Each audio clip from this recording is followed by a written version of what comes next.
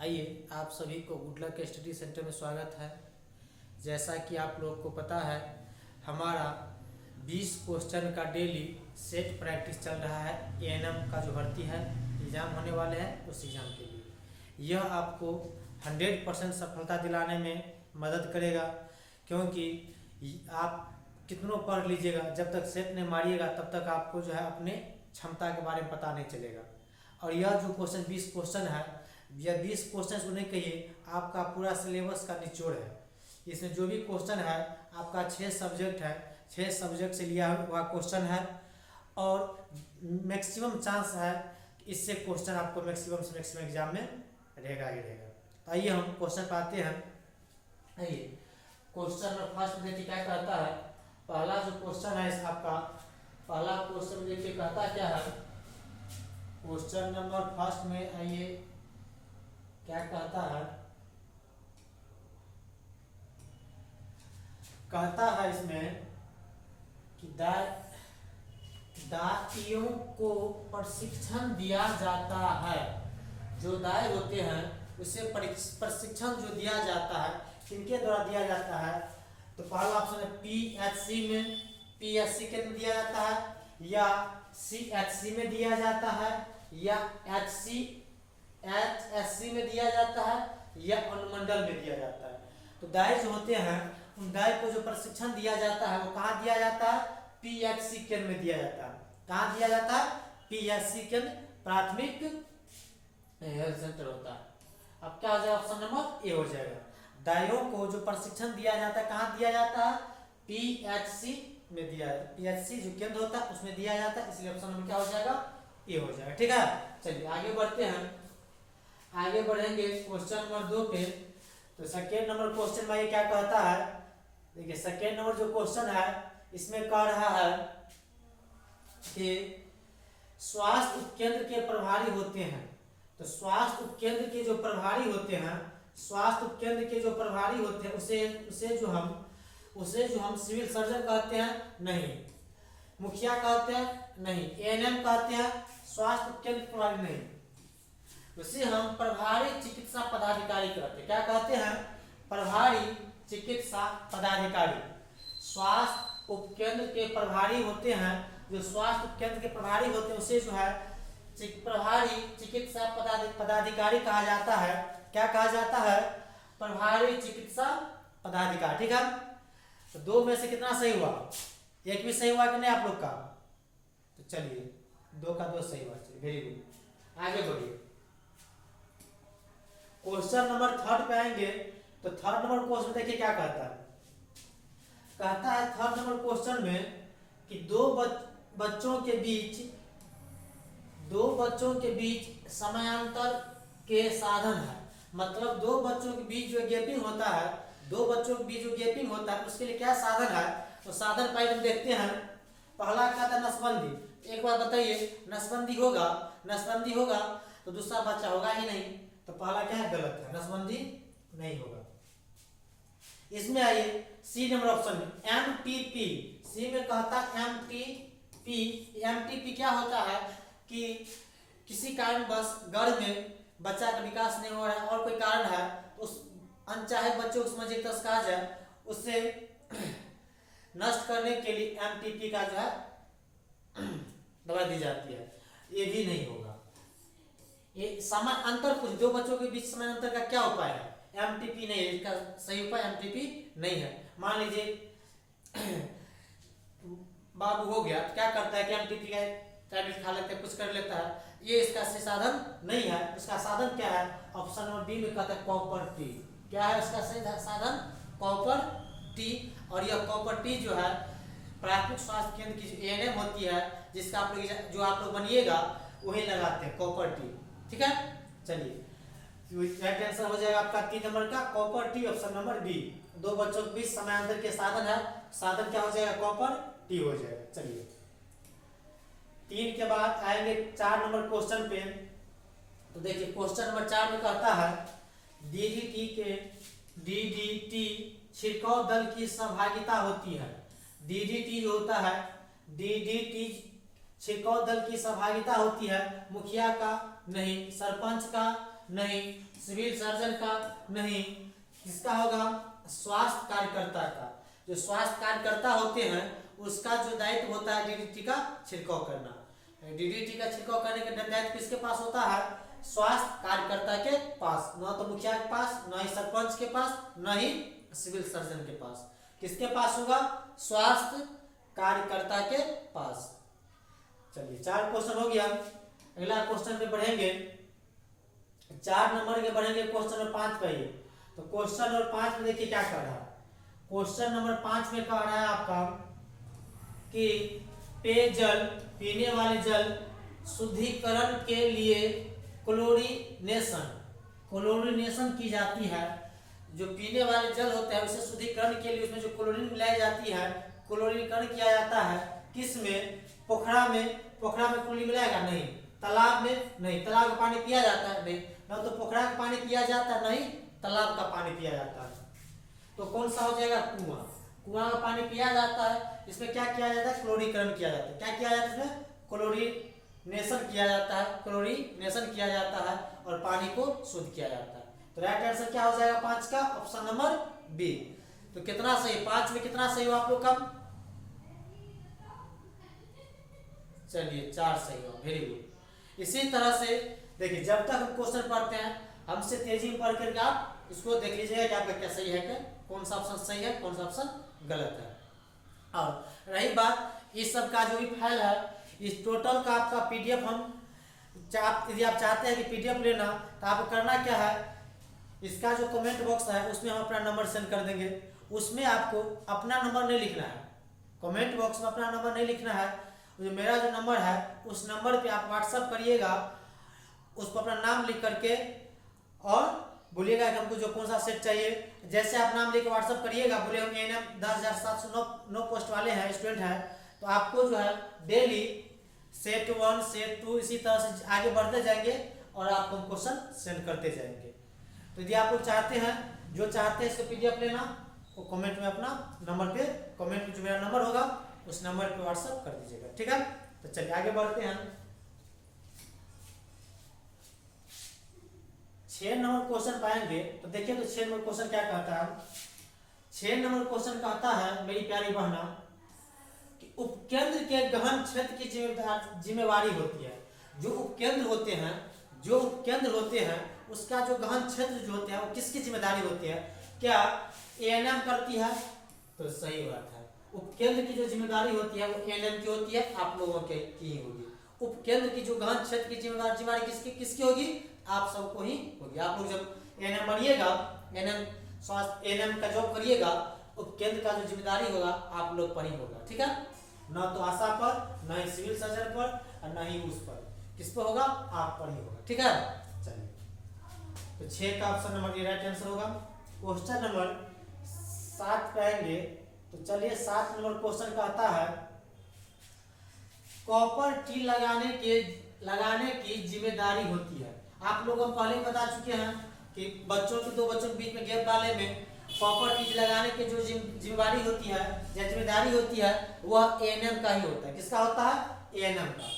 कौन copper T लगाते हैं? एएनएम लगाते हैं, ठीक है। एएनएम हो जाएगा आप सब। चलिए 7 नंबर के बाद 8 नंबर क्वेश्चन पाएंगे। देखिए तो 8 नंबर क्वेश्चन क्या कहता है। 8 नंबर क्वेश्चन कहता है स्वास्थ्य शिक्षा का सर्वोत्तम स्थल होता है। स्वास्थ्य शिक्षा जो होता है, स्वास्थ्य शिक्षा तो जो दी जाती है, इसका जो है सर्वोत्तम स्थल क्या होता है? कहता है हाट। क्या हाट बाजार में स्वास्थ्य शिक्षा दी जा सकती है? नहीं। बाजार नहीं। पंचायत भवन, यहाँ भी आप स्वास्थ्य शिक्षा का सही माहौल नहीं होता है। तो सही माहौल कहाँ है? स्कूल में। स्वास्थ्य शिक्षा का सही माहौल कहाँ होता है?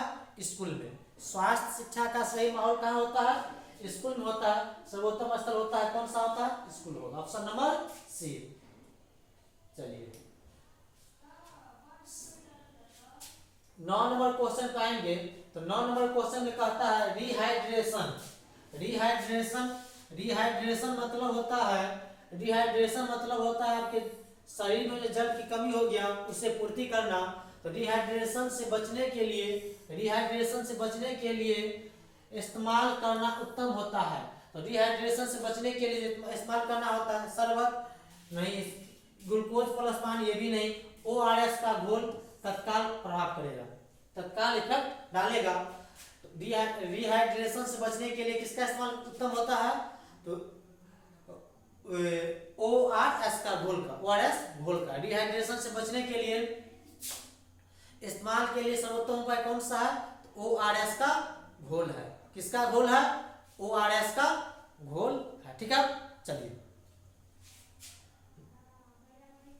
9 नंबर के बाद है क्वेश्चन नंबर 10 में। 10 नंबर क्वेश्चन में कहता है परिवार नियोजन, परिवार नियोजन की अस्थायी विधि है, मतलब परमानेंट विधि है परिवार नियोजन की। तो देखिए तो नसबंदी, तो नसबंदी जो है अस्थायी विधि है। बंध्याकरण ये भी अस्थायी विधि है। डी में कहता है कॉपर नहीं, कॉपर जो है दो बेबी के बीच का गैप के लिए, दो बच्चों के बीच का गैप के लिए है कॉपर।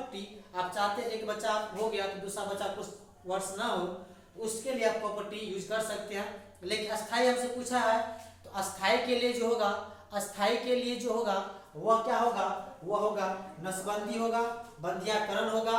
और सबका तो छोटका पापा है ही, दोनों आपको पहले बताए थे, सेट 1 बताए हैं। कहीं भी आपको दोनों दिख जाए, आंख मूंद करके टिक लगा दीजिए। यदि आप ऑप्शन देखे उपरोक्त सभी, आंख मूंद करके टिक लगा लीजिएगा। 99% केस में राइट आंसर होता है। ठीक है, चलिए तो बताइए कि 10 क्वेश्चन अभी तक हम करवा चुके हैं, कितना सही हुआ 10 में से? 8 क्वेश्चन, 9 क्वेश्चन, चलिए वेरी गुड। 20 क्वेश्चन में से आप 15 प्लस कीजिए, अच्छा स्कोर रहेगा। नहीं हो रहा है 15 प्लस, यदि किसी स्टूडेंट को 10 प्लस भी आ रहा है, 10 भी आ रहा है, घबराइए नहीं, 10 सेट मारने के बाद ऑटोमेटिक आपका 15 पर चला जाएगा। ठीक है ना, चलिए 10 नंबर के बाद क्वेश्चन नंबर 11 पाएंगे। 11 नंबर क्वेश्चन देखिए क्या कहता है। 11 नंबर क्वेश्चन कहता है जो पागल कुत्तों के काटने से होता है, तो पागल कुत्ते के काटने से क्या होता है? कौन सा बीमारी होता है? तो रेबीज होता है। क्या होता है? रेबीज होता है। पागल कुत्ते को काटने से क्या होता है? तो रेबीज होता है। पागल कुत्ते को काटने से क्या होता है? रेबीज होता है। ठीक है, चलिए अगला क्वेश्चन पाएंगे। 11 के बाद क्वेश्चन नंबर 12 पाएंगे। तो 12 नंबर क्वेश्चन में कहता है, क्वेश्चन नंबर 12 में कह रहा है कार्यक्रम की सफलता के लिए आवश्यक है। तो कोई भी कार्यक्रम की सफलता के लिए आवश्यक क्या है? निगरानी करना, मूल्यांकन करना। तो मूल्यांकन करना किसी भी कार्यक्रम की सफलता के लिए जो आप सबसे ज्यादा आवश्यक है वह होता है मूल्यांकन करना। क्या होता है? मूल्यांकन करना। तो आपका ऑप्शन नंबर बी जो है राइट आंसर हो जाएगा। आपका ऑप्शन नंबर बी इसका राइट आंसर हो जाएगा। चलिए 12 के बाद आएंगे क्वेश्चन नंबर 13 पे। तो देखिए तो क्वेश्चन नंबर 13 में क्या कहता है। 13 नंबर क्वेश्चन में कहता है गर्भवती महिला को टेटनस का टीका दिया जाता है। बहुत चांस है एग्जाम में आप लोग को एक क्वेश्चन मिले देखने को, क्योंकि आप जो काम करिएगा उसी से रिलेटेड क्वेश्चन है ये। आपका एएनएम का काम क्या होता है? खास करके गर्भ से रिलेटेड जो भी है, बच्चों का जन्म में प्रोसेस में उसमें भागीदार मतलब हेल्प करना। तो गर्भवती महिला को टेटनस का जो टीका दिया जाता है, कितने बार टीका दिया जाता है?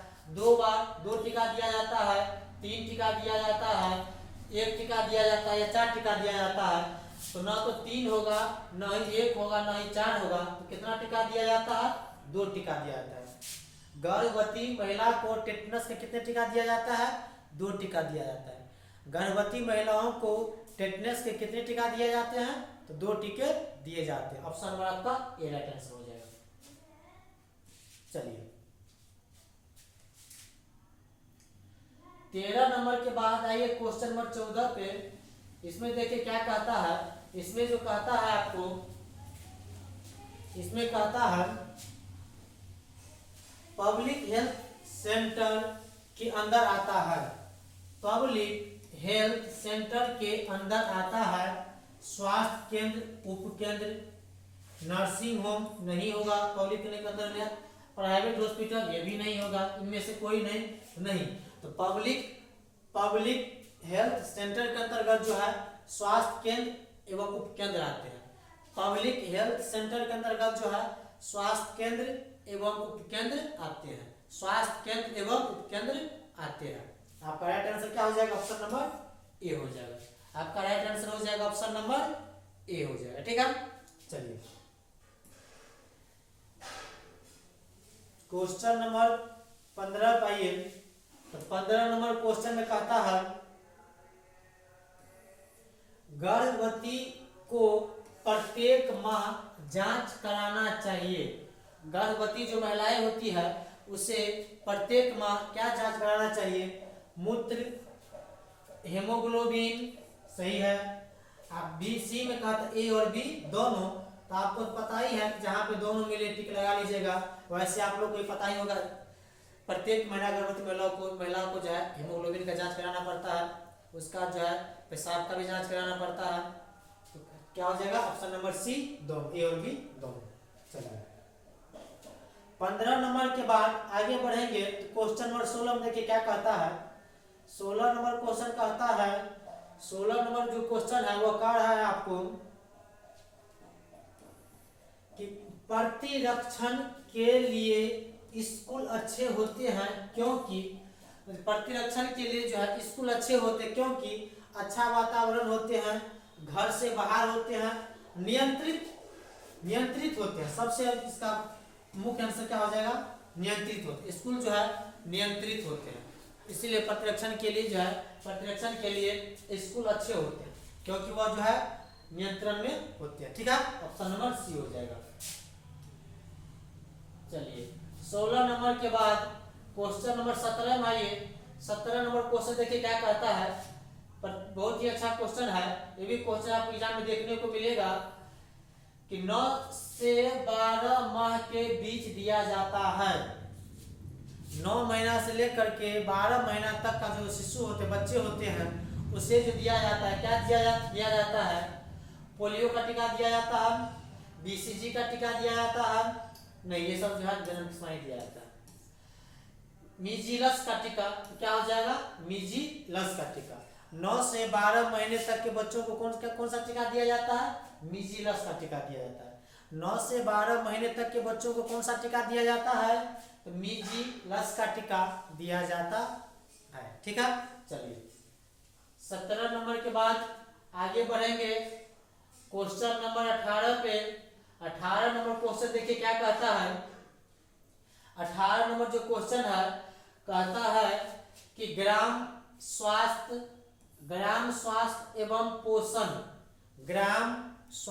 एवं पोषण दिवस मनाया जाता है कहाँ पर? उपकेंद्र में नहीं, पंचायत भवन में तो नहीं, कहाँ पर? आंगनबाड़ी केंद्र में। कहाँ मनाया जाता है? आंगनबाड़ी केंद्र। आप लोग देखते होइएगा, आप लोग खुद इसमें काम करते होइएगा बहुत सारे स्टूडेंट, तो उसमें देखते होइएगा जो पोषण गर्भवती महिलाओं के लिए पोषण का जो आहार आता है वह जो है आंगनबाड़ी केंद्र पर दिया जाता है। कुछ चावल, दाल, ऐसे कुछ जो भी हो अपना दिया जाता है। कहाँ दिया जाता है? आंगनबाड़ी केंद्र पर। चलिए 18 नंबर हो गया। क्वेश्चन नंबर 19 पे आएंगे तो 19 नंबर क्वेश्चन देखिए क्या कहता है। 19 नंबर क्वेश्चन कहता है आपको कि जटिल एवं असाध रोगियों को स्वास्थ्य कार्यकर्ता को शीघ्र रेफर करना चाहिए। जो स्वास्थ्य कार्यकर्ता होती है उसे जो है कोई बीमारी जटिल लगे या असाध्य लगे तो उसको कहाँ भेजेगा? सदर अस्पताल नहीं, सदर अस्पताल उसके स्वास्थ्य कार्यकर्ता नहीं भेजता है। CH यहाँ भी नहीं भेजता, उसका काम कहाँ भेजना है? अपने सुपर PHC में। कहाँ भेजती है? PHC में। PHC अपना जो है सदर अस्पताल भेजे, समझे क्या? ठीक है ना। पीएससी कहाँ भेजता है, सदर अस्पताल, लेकिन स्वास्थ्य कार्यकर्ता किसको जो है जटिल और असाध्य रोग को कहाँ भेजता है, पीएससी में भेजता है, फिर पीएससी भेजता है सदर अस्पताल में। ठीक है, चलिए 19 हो गया। आइए आज का लास्ट क्वेश्चन पाते हैं, देखते हैं लास्ट क्वेश्चन में। लास्ट क्वेश्चन क्या कहता है, लास्ट क्वेश्चन आपको कहता है, लास्ट क्वेश्चन जो है कह रहा है आपको महिला कार्यकर्ता के पर्यवेक्षक को कहा जाता है, महिला कार्यकर्ता का जो पर्यवेक्षक होता है उसे कहा जाता है स्वास्थ्य सहायक। सही ऑप्शन, क्या कहा जाता है उसे, स्वास्थ्य सहायक कहा जाता है। महिला कार्यकर्ता का जो पर्यवेक्षक होता है उसे कहा जाता है स्वास्थ्य सहायक कहा जाता है। आपका option number A right answer होगा। आप लोग बताइए 20 क्वेश्चन आज आपको हम करवाए हैं, 20 में से कितना सही हुआ, ऐसा कितने स्टूडेंट है, ऐसे कितने स्टूडेंट है जिसका 15 प्लस सही हुआ है, और ऐसे कितने स्टूडेंट है जिसका 10 प्लस सही हुआ है। ठीक है, चलिए 1 2 3 4, बहुत सारे स्टूडेंट आ रहा है जिसका 15 प्लस सही आ रहा है, जिसका 10 प्लस भी आ रहा है, 10 भी आ रहा है या 10 से कम भी आ रहा है, तो घबराइए नहीं।